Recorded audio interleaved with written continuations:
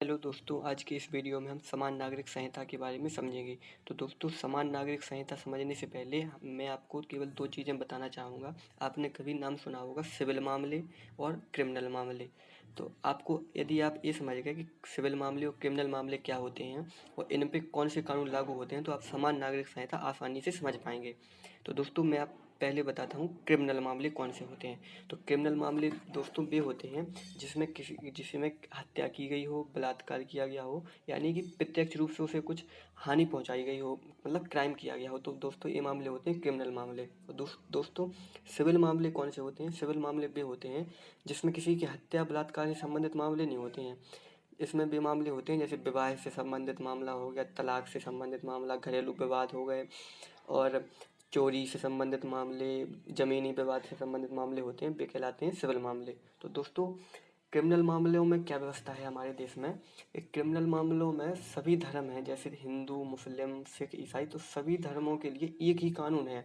वही कानून सभी धर्मों के लिए लागू होगा, मतलब अलग अलग कानून नहीं होंगे। एक ही कानून के द्वारा सभी धर्मों पर लागू किया जाएगा एक ही कानून। यानी कि जैसे मान लो बलात्कार के लिए 10 साल की सज़ा है, तो वो हिंदू को भी 10 साल की सज़ा मिलेगी, मुस्लिम हो चाहे उसे भी मिलेगी, और सिख हो तो उसे भी मिलेगी।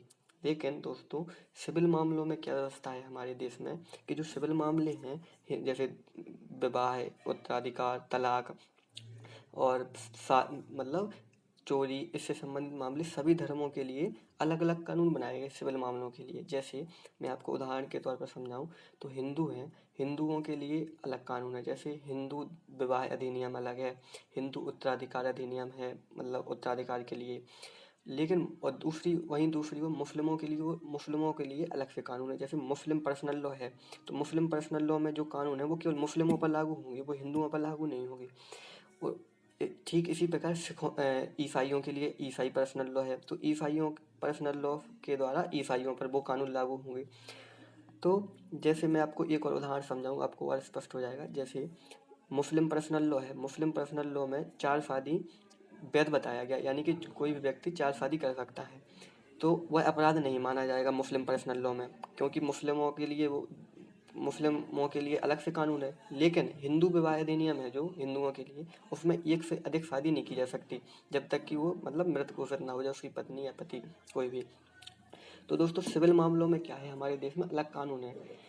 यानी कि विवाह उत्तराधिकार से संबंधित मामले हिंदुओं के लिए अलग, मुसलमानों के लिए अलग, ईसाइयों के लिए अलग और यहूदियों के लिए, सबके लिए अलग अलग कानून हैं। जबकि क्रिमिनल मामले थे दोस्तों, क्रिमिनल मामलों में एक ही कानून लागू होता था। तो दोस्तों, यहीं से अब आप समझिए समान नागरिक संहिता का मतलब क्या होगा। समान का मतलब होगा एक समान, यानी कि और नागरिक का मतलब होता है दोस्तों सिविल कानून, यानी कि इसका इंग्लिश नहीं होगा यूनिफॉर्म सिविल कोड, यानी कि यूनिफॉर्म होना चाहिए, यानी एक जैसे। सिविल का मतलब सिविल मामले, यानी कि अभी भारत में व्यवस्था क्या है कि जो सिविल मामले हैं उनमें अलग अलग कानून हैं, तो यूनिफॉर्मिटी आ जाना चाहिए जो सिविल मामलों में, मतलब एक ही कानून व्यवस्था हो। जैसे क्रिमिनल मामलों में होता है दोस्तों कि एक ही कानून लागू होगा सभी पर। बलात्कार के लिए 10 साल है तो सभी के लिए एक ही कानून होगा। तो समान नागरिक संहिता में दोस्तों ये होता है कि जो सिविल मामले हैं, जैसे शादी 4 कर सकते मुसलमान, हिंदू एक भी नहीं, एक कर सकते केवल। तो एक ही कानून जब लागू हो जाएगा तो वो भी एक शादी कर पाएंगे, मुसलमान भी एक शादी कर पाएंगे, और अन्य धर्म के लोगों के कानूनों में जो जो अलग अलग हैं वो एक ही कानून के अंतर्गत आ जाएंगे, जैसे क्रिमिनल मामलों में आते हैं। तो दोस्तों, समान नागरिक संहिता का के अंतर्गत यही प्रावधान किया जाता है कि जो सिविल मामले हैं, सिविल मामलों में एक ही कानून लागू हो सभी धर्मों में, तो इसे ही समान नागरिक संहिता कहा जाता है।